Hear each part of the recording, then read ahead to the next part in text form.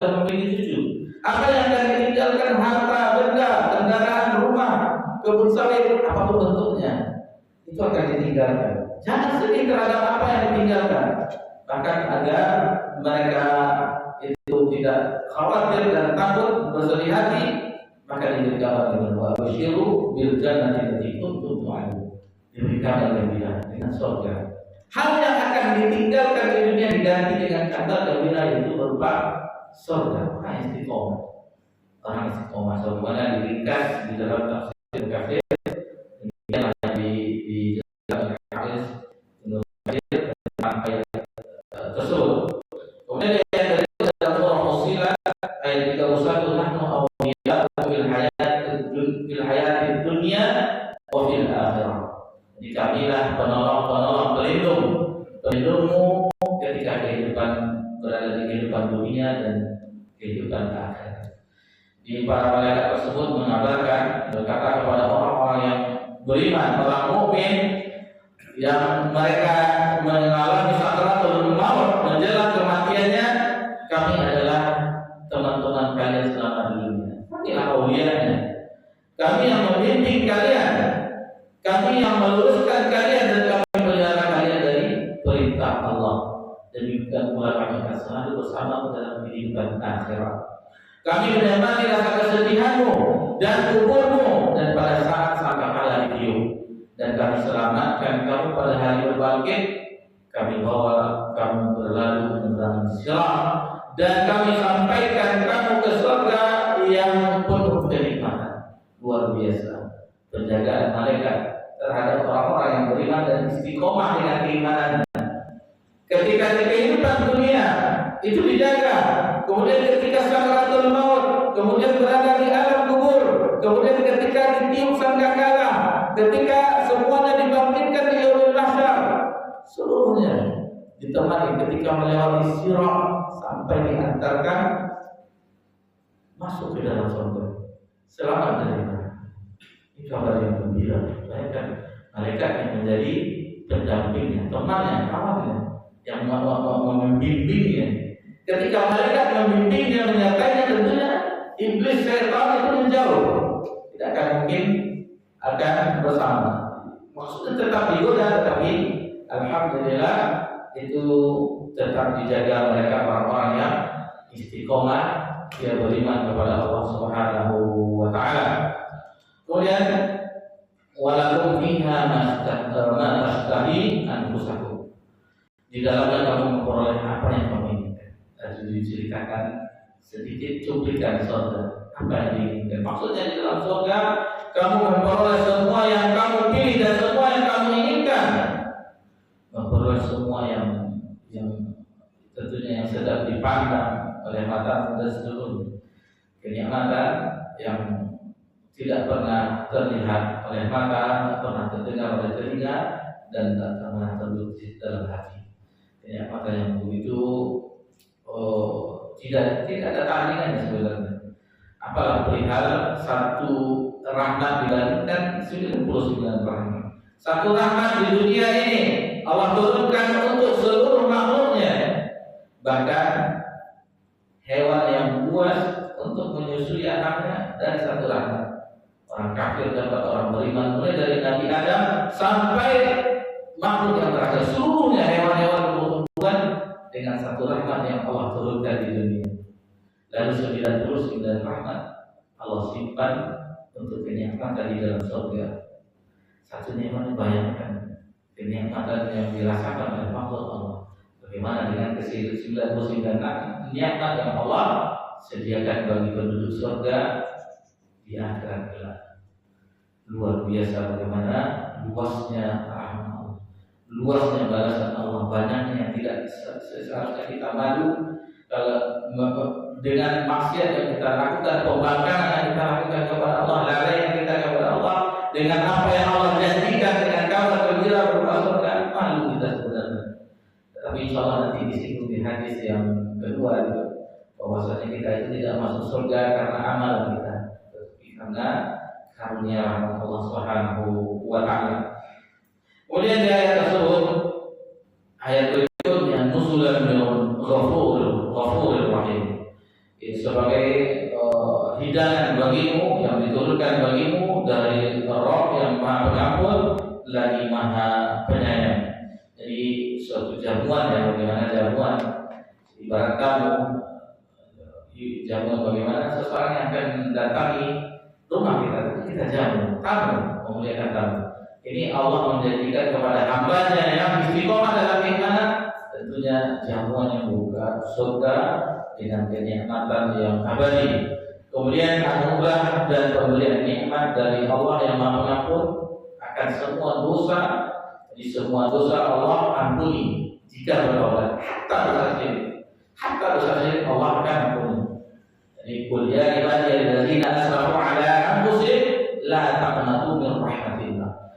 Dikatakan terhadap hamba-hamba yang telah melampaui batas, la taqnatu min rahmatillah. Janganlah berputus asa terhadap rahmat Allah. Dan surah Innallaha yaghfiru dzunuba jami'an. Sesungguhnya Allah mengampuni seluruh dosa. Yang penting mau enggak kita meminta ampun, mau enggak kita bertobat kepada Allah, mau enggak kita kembali ke jalan Allah Subhanahu wa taala. Jadi Allah Subhanahu wa taala yang Maha Pengasih, Maha Penyayang, Maha Pemurah, karena Allah telah mengampuni hambanya, Allah telah menutupi dosa-dosanya, Allah telah mengasihinya dan bersifat lembut kepada hamba-hambanya, tentunya hambanya yang beriman. Baik. Jadi ayat yang terakhir dalam surah Al-Baqarah yang ayat 13-14 itu semisal agak mirip ya dengan surah Fussilat. Tadi kita dengarkan Imam An-Nawawi membawakan firman Allah dalam surah Al-Baqarah ayat 13-14. Fadhil.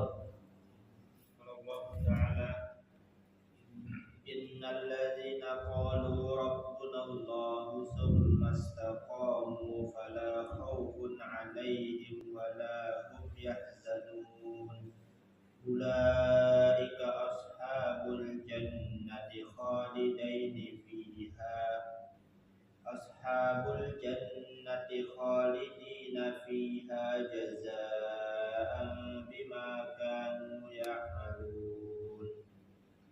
Sesungguhnya orang-orang yang berkata Tuhan kami adalah Allah, kemudian mereka tetap istiqomah, maka tidak ada rasa khawatir pada mereka dan mereka tidak pula bersedih hati.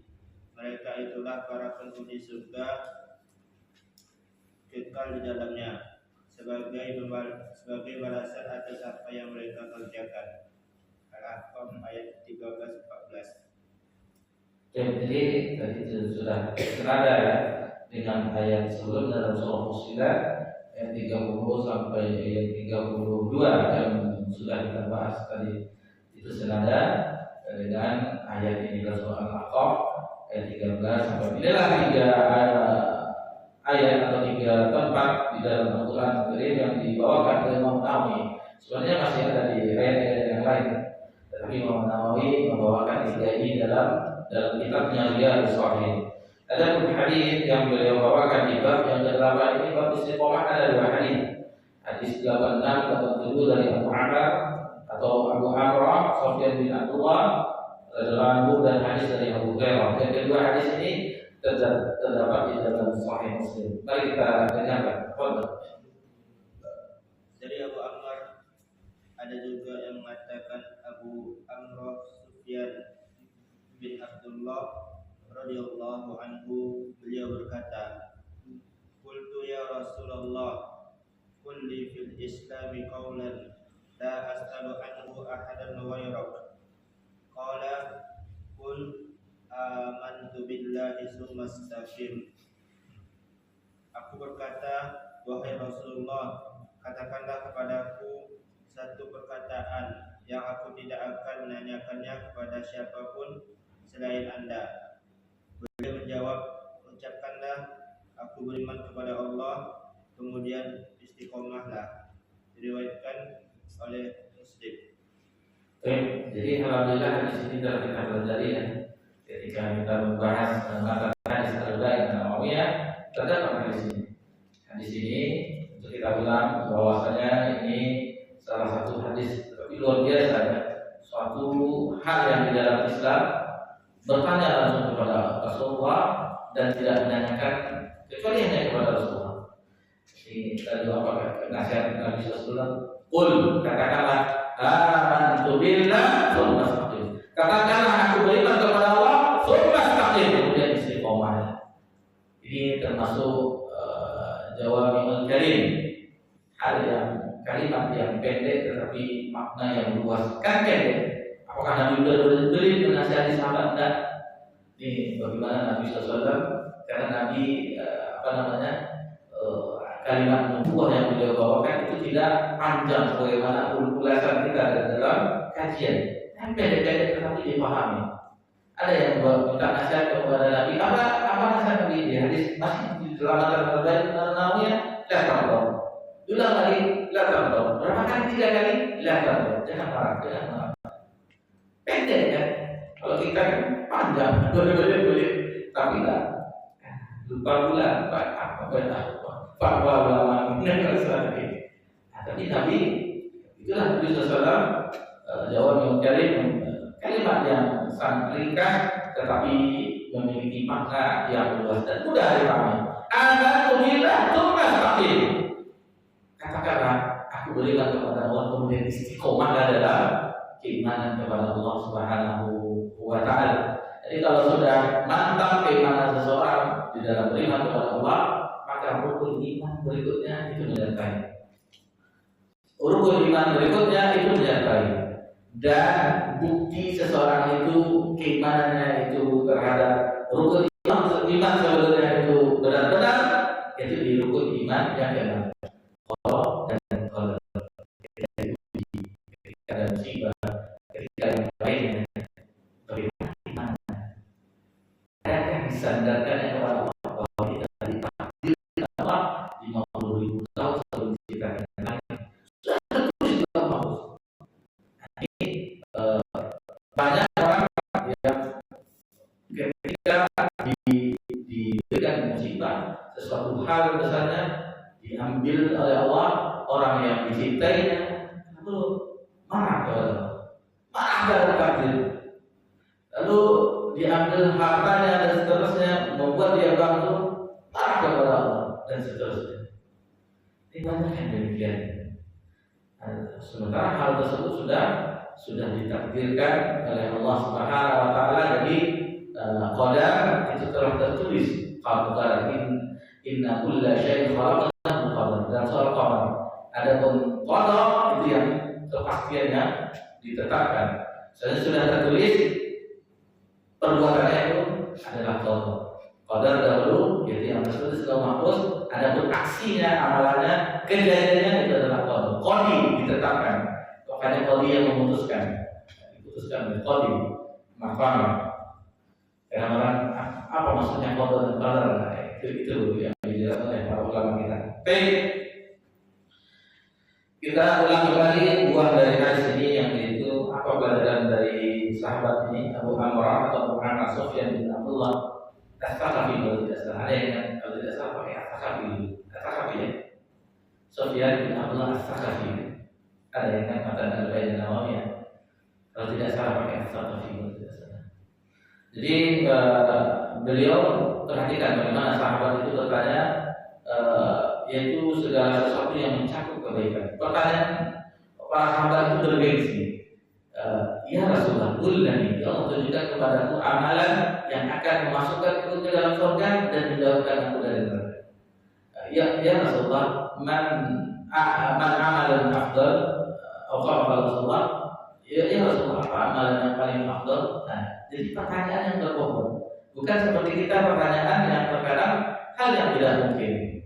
Di zaman Imam Ahmad bin Hanbal ada orang yang bertanya, wahai Imam, bagaimana hukum berwudu dengan air mawar?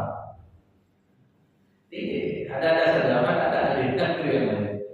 Kalau di Indonesia itu pertanyaannya mubadir, air tempat kita banyak, kerannya hidup terus. Alhamdulillah. Kita di zaman Imam Ahmad bin Hanbal di Baghdad ada yang bertanya bagaimana sahkah kita berwudu dengan air mawar? Imam Ahmad tidak menjawab sah atau tidaknya. Nabi Imam Ahmad bin Hanbal dan Allah Taala itu balik bertanya, apakah engkau sudah mengetahui tata cara wudhu Nabi Sallallahu Alaihi Wasallam, sifat wudhu Nabi Sallallahu Alaihi Wasallam? Karena pertanyaannya bergengsi, tapi bagaimana cara wudhu Nabi Sallallahu Alaihi Wasallam? Dia tidak memahaminya. Mana yang lebih penting? Cara wudhu seperti Rasulullah atau dengan sah atau tidak sah? Ini terkadang kita melupakan sesuatu yang penting. Seharusnya ini dahulu, lalu ditanyakan sesuatu yang tidak penting. Kalau di zaman dulu, salah seorang ustaz kita, Ustaz Abu Thahir, pernah di zaman dulu, ya, tahun 2008, beliau ditanya, Ustaz, bagaimana, di mana arah kiblat orang yang di bulan? Orang di bulan mana arah kiblat? Entah ada orang di bulan, saya enggak, tapi sampai sekarang tak tahu lah kita. Kalau tak berulang-ulang, ya anggap saja ada. Lalu Ustaz alhamdulillah Hafizullah Ta'ala kata beliau, pergilah ke bulan dulu, nanti kalau di bulan nanti dibalas SMS-nya. Jadi kalau sudah sampai di bulan baru dibalas arah kiblatnya kemana. Baik, kemudian poin berikutnya faedah yang kita ambil, bagi yang tidak mengetahui suatu hal hendaknya bertanya kepada ahlinya. Fas'alu ahli dzikri in kuntum la ta'lamun. Bertanyalah kamu kepada ahlinya jika kamu tidak mengetahui. Sahabat ini bertanya kepada siapa? Langsung kepada ahlinya, kepada Nabi Sallallahu Alaihi Wasallam. Kemudian iman itu berupa ucapan dan amalan. Ucapan dan amalan, perkataan dan perbuatan itu iman. Akidah Ahlussunnah wal Jamaah itu meyakini bahwasanya iman itu mencakup perkataan dan perbuatan. Sementara Mu'ji'ah tidak ada hubungan antara iman dan perkataan, perbuatan dan perkataan. Adapun yang lebih ekstrem lagi Khawarij sampai-sampai orang-orang yang ketika melakukan dosa besar itu kekal di dalam neraka. Kekal di dalam neraka, waliyadzubillah. Sementara kekal yang di neraka adalah orang yang berbuat syirik. Ada orang pelaku dosa besar, menurut akidah Ahlussunnah wal Jamaah itu terserah Allah, apakah Allah mengazabnya atau mengampuni. Allah Ta'ala. Kemudian istiqomah merupakan derajat yang sangat tinggi. Jadi ini menunjukkan orang yang istiqomah menunjukkan keimanannya itu tinggi. Al-iman yazidu wa yanqus. Iman itu bertambah dan kalau dia keimanannya bisa jadi istiqomah berarti dalam keadaan iman yang tinggi. Tapi tetap berada dalam keadaan ulama. Tetap menjauhi larangan Allah Subhanahu wa Ta'ala. Dan ketinggian himmah yakni kemauan yang tinggi, kemauan yang keras. Jadi hati diri semua kemauan yang semangat dalam ibadah, semangat dalam talabul ilmi, semangat dalam berdakwah. Tentunya dilandasi dengan ilmu. Baik, kemudian kita masuk ke hadis yang terakhir pada bab ini, hadis yang ke-87 dari Abu Hurairah. Dari Abu Hurairah radhiyallahu anhu, beliau berkata bahwa Rasulullah sallallahu alaihi wasallam bersabda, "Qaribu wa saddidu wa'lamu annahu lan yajwa ahadun minkum bi'amalihi." Qalu wala anta ya Rasulullah, qala wala ana illa an yataghammadani Allahu bi rahmatin minhu wa fadlin. Bersikaplah seimbang dan istiqomahlah. Ketahuilah bahwa tidak ada seorang pun dari kalian yang akan selamat hanya karena amalannya. Mereka bertanya, tidak juga Anda wahai Rasulullah? Beliau menjawab, tidak pula aku, melainkan karena Allah menjadi kunci dengan rahmat dan karunia-Nya. Diriwayatkan oleh Muslim. Al-muqarabatu dalam hadis adalah keseimbangan, tidak melebihi batas dan tidak kurang dari batas. As-sadad adalah istiqomah dan benar. Yatawammalani adalah menyelimuti dan melingkupiku. Para ulama menjelaskan bahwa istiqomah itu adalah sikap konsisten dalam menaati Allah. Ia adalah istilah singkat namun padat, berisi dan merupakan aturan dalam segala sesuatu. Hanya kepada Allah kita memohon bimbingan. Barakallahu fiik. Ini hadis yang terakhir pada bab ini, dua hadis di dalam bab ini. Ini hadis-hadis Abu Hurairah. Sebagaimana kita sudah sering mengulang, sahabat yang paling banyak meriwayatkan hadis tadi Abu Hurairah Rahman bin Sakhar dari suku Daus al-Jauzi. Beliau yang paling banyak meriwayatkan hadis Nabi sallallahu alaihi wasallam. Sebelum kita kita ambil faedah dari fawaid dari hadis ini, terluputkan istiqomah. Jadi sini dijelaskan di sini para ulama menjelaskan bahwa istiqomah itu adalah sikap konsisten dalam mentaati Allah, konsisten dalam mentaati Allah dan menjauhi perintah Allah, tentunya juga sebaliknya menjauhi larangan Allah Subhanahu wa taala. Maksudnya selain taat kepada Allah dan perintahnya juga menjauhi larangan, konsisten tetap. Adapun definisi dari Imam Ibnu Rajab Hambali ketika menjelaskan hadis sebelumnya dari Abu Amr atau Amr Sufyan bin Abdullah radhiyallahu anhu, itu beliau membawakan di dalam kitab Jami'ul Ulum Halikah definisi istiqomah. Definisi istiqomah yang maknanya yakni seseorang yang berada di jalan yang lurus, berada di jalan yang lurus, tetap berada di jalan yang lurus, tidak berbelok ke kanan dan tidak boleh berbelok ke kiri. Jalan yang lurus, jalan yang senantiasa kita minta di dalam sholat kita, baca surah Al-Fatihah. Ihdinas siratal mustaqim, tunjukilah kami jalan yang lurus, jalan yang lurus, bukan jalan yang maghdub dimurkai, jalan orang Yahudi atau orang dolin, orang yang sesat, itu Nasrani. Dan jalan itu, tapi jalan yang lurus, jalan orang yang telah diberi nikmat oleh Allah minan nabiyyin, dari nabinya, wasiddiqin, orang siddiq, wa syuhada, wa sholihin, orang yang mati syahid dan orang saleh. Itu jalan orang yang diberi nikmat. Jadi ihdinas siratal mustaqim siratal ladzina an'amta 'alaihim.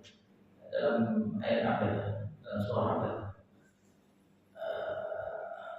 Minan nabiyyin. Jadi hadis mutakhir ada yang ingat ayat yang orang yang mendapat nikmat dari Allah minan nabiyyin wa siddiqin wa syuhada wa sholihin. Karena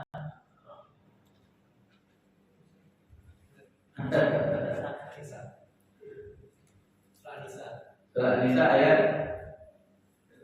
yang depan. Nisa ya, ayat berapa? Ya, letak-letaknya nggak tahu. Supaya jelas pula, karena Hafiz Ibnu Katsir membawakan siapa yang diberi nikmat, yaitu minan nabiyyin.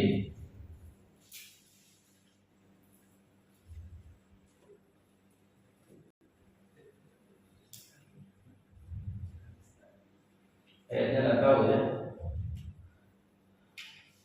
Ayat 9. Wa may yuti' Rasulullah faulaika ma'al ladzina.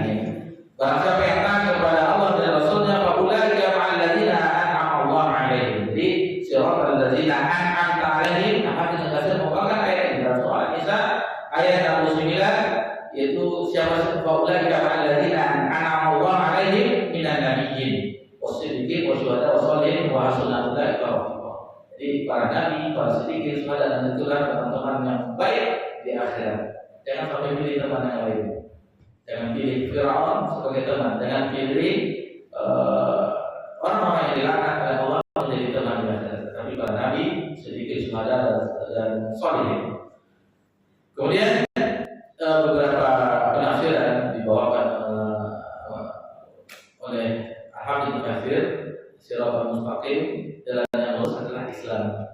Kemudian jalan yang lurus adalah sunnah Nabi, yaitu jalan Nabi Muhammad SAW. Jalan yang lurus adalah Al-Quran, Al-Quran sebagai petunjuk hidayah. Jalan yang lurus adalah tadi ada sunnah ya, jalan hadis Nabi SAW. Kemudian ada juga penafsirannya, ini banyak variasinya ya. Beberapa penafsiran para mufassirin kata Hafiz Ibnu Katsir, Siratal mustaqim adalah jalannya Abu Bakar dan Umar. Semuanya benar, semuanya bisa digabung. Bukankah Islam itu berada di jalan yang lurus? Bukankah Al-Quran itu membimbing ke jalan yang lurus? Bukankah Nabi SAW itu praktek nyata untuk menuju jalan yang lurus? Bukankah Abu Bakar dan Umar itu telah menyebut jalan yang lurus ini sebagaimana beberapa penafsiran dalam tafsir tentang Shiratal Mustaqim di dalam tafsir Al-Quran Al-Azim. Baik, jadi itu kita minta senantiasa ya jalan yang lurus. Kemudian beberapa poin yang bisa kita ambil faedahnya, bahwasanya karunia dan rahmat Allah atas hambanya lebih luas daripada amal perbuatan tersebut. Ya Allah, rahmatnya, karunia itu lebih luas dibandingkan amal perbuatan kita. Jadi amal itu bukanlah menyebabkan kita karena amal kita, tetapi karena apa? Karena rahmat dan karunia Allah. Itu harus kita yakini. Kemudian di sini dalam hadis ini itu bimbingan mengenai bagaimana cara memperoleh kebaikan. Bagaimana caranya? Caranya yaitu istiqomah dalam kebaikan kepada Allah, tanpa berlebihan hulu dan tanpa meremehkan. Di sini tengah-tengah yang tadi disebutkan qoribu wasaddidu. Jadi di situ seimbang, bersikap seimbang dan saddidu dari itu di sini diterjemahkan istiqomah. Saddidu istiqomah atau kebenaran, jalan kebenaran. Nah, jadi tidak boleh kita terlalu melampaui batas. Maksudnya melampaui batas berlebihan atau terlalu meremehkan. Lalu bagaimana yang pas? Itu sesuai dengan apa yang diajarkan oleh Nabi Sallallahu Alaihi Wasallam. Sesuai pas. Apa contohnya? Dalam Sahih Bukhari ada 3 orang yang menanyakan kepada Nabi Sallallahu Alaihi Wasallam, kepada salah seorang istri Nabi Sallallahu Alaihi Wasallam tentang ibadah Nabi Sallallahu Alaihi Wasallam. Lalu ketiga orang itu, yang satu tidak mau beristri karena tidak mau nikah, karena dengan nikah itu kesibukan yang lainnya tidak bisa fokus ibadah. Ini kita singkat saja ya, karena sudah waktunya sudah mau masuk. Yang kedua, tidak mau tidak tidur sholat malam semalam. Yang ketiga, berpuasa setiap hari tanpa berbuka. Kan berlebihan. Ada pun Nabi SAW menyebutkan bahwasanya Nabi itu sholat malam dan tidur. Kemudian Nabi berpuasa dan ada kalanya Nabi berbuka dalam puasa. Dan Nabi menikahi wanita. Kata Nabi, barang siapa membenci sunnahku, falaysa minni. Barang siapa yang tidak menyukai sunnah Nabi, maka itu bukan termasuk. Jadi pas sesuai dengan jangan berlebihan dan jangan meremehkan. Ada usaha ini kan sunnah, jadi sunnah dikerjakan menurut fikih ya. Apabila dikerjakan berpahala, jika tidak dikerjakan tidaklah berdosa. Padahal itu berbeda. Sunnah dalam bidang akidah itu beda. Yakni tariqah. Sunnah dalam fikih beda lagi. Sunnah dalam hadis itu sebagaimana hadis tersebut harus didudukkan, tidak boleh disamakan. Karena kita katakan sunnah itu banyaknya kaum muslimin mengetahui itu adalah masalah fikih. Kemudian di dalam hadis ini tidak sepatutnya kita tertipu dengan amalannya, sehingga kita harus hidup berdasarkan antara ibadah kita antara khauf dan raja, antara rasa takut dan rasa harap. Ini harus seimbang. Rasa takut kita kepada Allah karena kelalaian, karena maksiat, dan rasa harap apa yang telah kita amalkan kita berharap diberikan rahmat Allah Subhanahu. Harus seimbang. Kemudian apabila tidak demikian, maka takutnya khawatir kita terjerumus pada penyakit orang-orang soleh. Apa penyakit orang soleh? Penyakit yang ujub, banggan. Tengoklah saya baca Quran bisa 1 halaman, saya 2 juz sehari. Sholat malamnya 1 rakaat cuma witir. Saya 11 rakaat sesuai dengan sunnah. Ini sudah ujub, tidak boleh. Alhamdulillah Allah mudahkan. Pujilah Allah Subhanahu Wa Taala. Pujilah Allah karena hal yang demikian itu adalah merupakan rahmat. Lalu bukan amalan yang menyebabkan seseorang masuk surga, tetapi amalan itu adalah merupakan derajat yang tertinggi. Misalnya, jadi lalu bagaimana dengan memahami ayat yang dibawakan dari jazaa bima kana ya'malun sebagai balasan terhadap apa yang telah dikerjakan, yaitu amalan tersebut akan memposisikan seseorang kita semuanya hamba Allah masuk surga karena rahmat dan karunia Allah. Itu pertama kali kita yakini. Lalu kedudukan derajat di surga itu amalan kita yang membuat kita tinggi derajatnya di surga itu adalah amalan kita. Itu yang bisa kita pelajari. Alhamdulillah, berkat nikmat dari Allah Subhanahu wa taala kita selesaikan bab yang ke-8, bab istiqomah. Tentunya kita senantiasa berdoa kepada Allah Subhanahu wa taala agar diberikan keistiqomahan di dalam iman kepada Allah sampai kita diwafatkan oleh Allah Subhanahu wa taala. Mohon maaf jika ada kesalahan, maka untuk pelajaran hari ini sampaikan kita cukupkan sampai di sini dulu. Mari kita dengarkan kumandang azan Isya.